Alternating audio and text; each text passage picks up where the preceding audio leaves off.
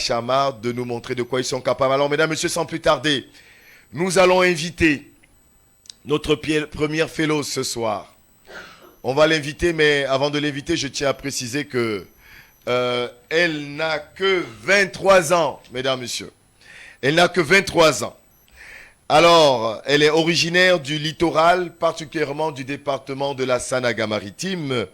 Elle vit actuellement à Chang et elle prépare son master professionnel en biologie clinique à la faculté de médecine de l'université de Chang. Mesdames, messieurs, elle va nous parler de la santé au Cameroun. Je vous prie d'accueillir très fort Mademoiselle Hom Gombok Espoir.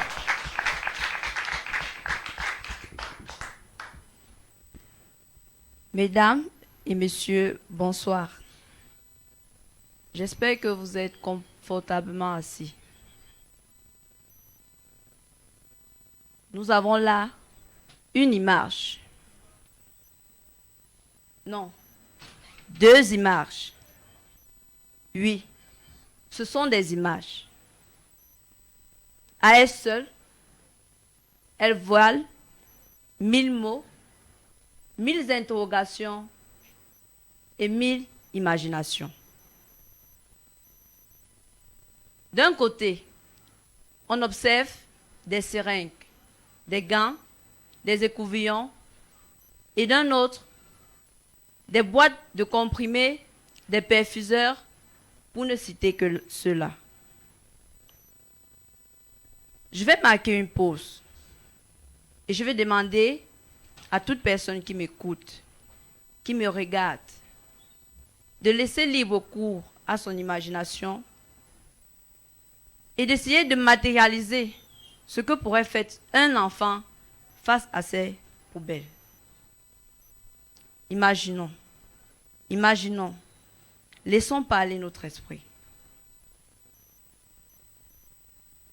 Un enfant qui se retrouverait avec une seringue. Peut-être cette seringue a servi à prélever un malade atteint de VIH. Non, d'hépatite B. Non, d'infection urinaire. Non, de Covid-19. Que des interrogations. Personne ne saurait dire avec exactitude l'intensité de contamination que pourraient produire ces déchets laissés à la nature. Laissons les enfants et parlons des animaux. Les animaux domestiques. Les poules, les chats, les chiens. Tous ces animaux-là qui vont souvent dans les poubelles, gratter, chercher, pour trouver de quoi manger. Après avoir gratté ces éléments contaminés, ils reviennent à la maison. Ils picorent, les poules picorent dans nos plats. Les chiens lèchent nos plats. Les chats lèchent nos plats. Certains même font des bisous à des chiens et à des chats. Beaucoup se demanderont certainement pourquoi ces images. Quel message urgent veut-elle passer? Il y a des femmes dans cette salle. Peut-être d'autres sont déjà mères. Peut-être d'autres ne sont encore que des filles. Mais nous savons que les femmes ont la nature d'être sensibles, ont la nature d'être protectrices. Et c'est elles qui peuvent mieux expliquer le danger qu'un enfant court face à ces objets. Laissons ces images. Je vais vous mener dans une petite histoire de ma famille. À l'époque, je n'étais qu'une enfant, dont ce sont mes frères aînés qui m'ont relaté les faits. Ils m'ont dit qu'alors qu'ils étaient tout petits, ils sortaient souvent s'amuser. Et pour ce faire, ils s'en allaient vers les poubelles comme celle-ci. Ils prenaient des seringues, Ils prenaient des eaux souillées, des eaux sales. Ils allaient injecter des poulets, des poussins. Ces poulets faisaient comme des poulets qui ont attrapé la grippe aviaire. Ils se mettaient à rire. Ils s'extasièrent. Ils s'écrièrent. Et cela leur faisait plaisir. À cet instant, leur naïveté ne leur faisait pas prendre conscience du danger face auquel ils se trouvaient. Leur seul désir n'était que de s'amuser. De ces deux cas de figure, je veux attirer les populations. Je veux attirer le gouvernement. Je veux attirer celui qui m'écoute, celui qui m'entend en ce moment, sur l'insécurité de la mauvaise production et de la mauvaise gestion de nos déchets hospitaliers au Cameroun.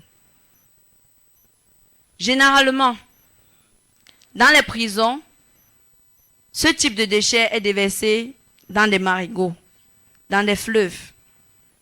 Dans certains villages, c'est cette eau des fleuves que l'on consomme.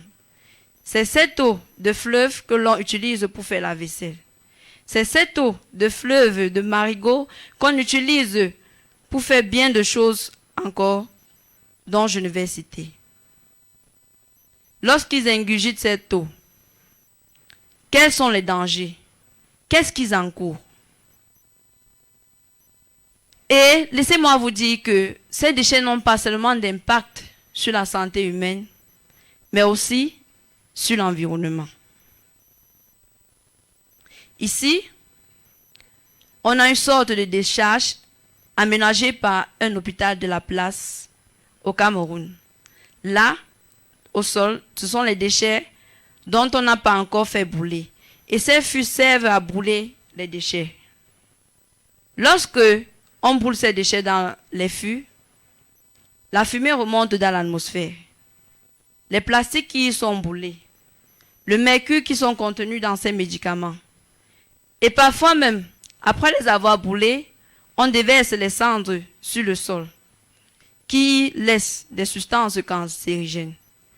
Les mamans qui viennent après exploiter ces sols cultivent les maïs, les maniocs, les macabots, et c'est ça que nous consommons encore après. Ce cas n'est pas nouveau. Ce cas de mauvaise gestion de déchets existe bien depuis. D'ailleurs, un auteur a déjà eu à travailler là-dessus. Denis Dio, il a écrit le livre « Impacts socio-environnementaux des déchets hospitaliers solides dans la ville de Yaoundé, région du centre, Cameroun ». Oui, plusieurs avant moi ont bataillé pour ce même sujet. Mais jusqu'ici, la situation ne fait que s'aggraver. Quelles sont les causes principales? Déjà, il y a la perte des valeurs d'éthique et de déontologie des professionnels de santé. Il y a l'ignorance des populations. Il y a la main-d'œuvre non qualifiée. Généralement, dans les hôpitaux, ceux qui sont chargés de la gestion de déchets, ce sont ceux-là qui n'ont pas reçu une formation en matière de médecine. On emploie des simples ménagers ou ménagères, et ce sont eux qui se chargent de cette gestion des déchets. En dépit de cela, les déchets que nous produisions, nous devons pouvoir savoir les stocker. Il ne suffit pas seulement de les produire. Et il y a aussi une autre cause, la prolifération des structures sanitaires clandestines, autant pour moi. Aujourd'hui, ce que je propose comme solution, il faudrait que, déjà, on forme davantage des personnes sur ce sujet-là, sur la gestion des déchets proprement dite.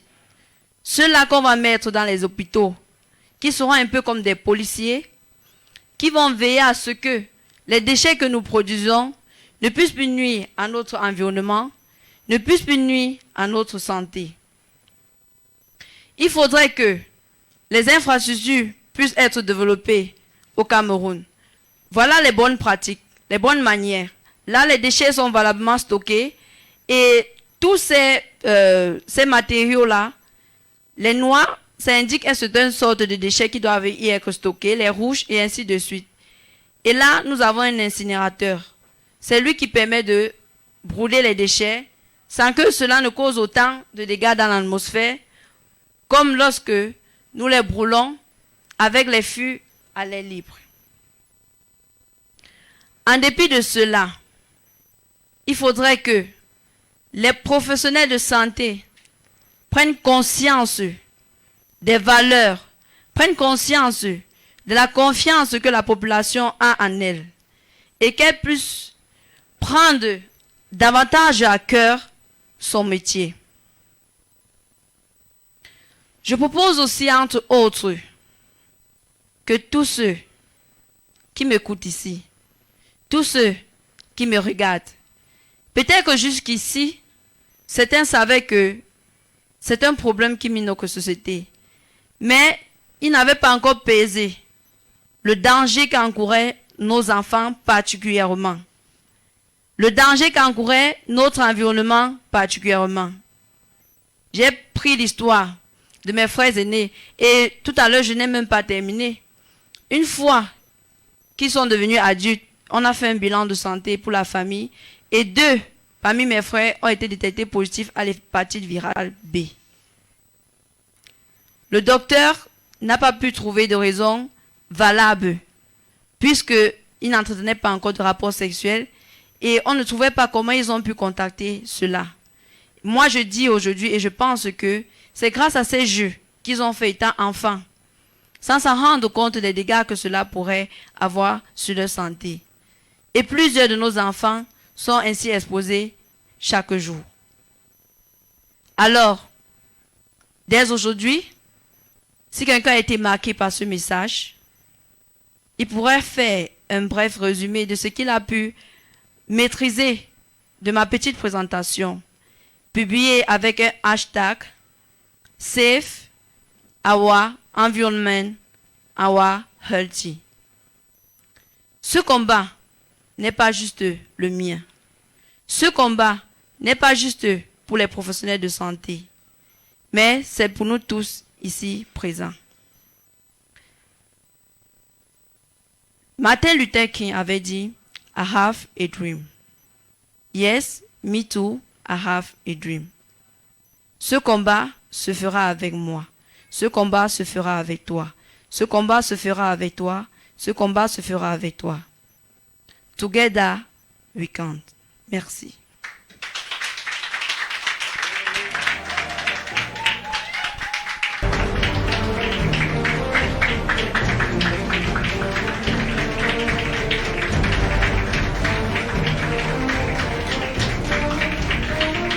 Oui, mesdames, messieurs, bravo encore. Quel magnifique plaidoyer de Home Espoir.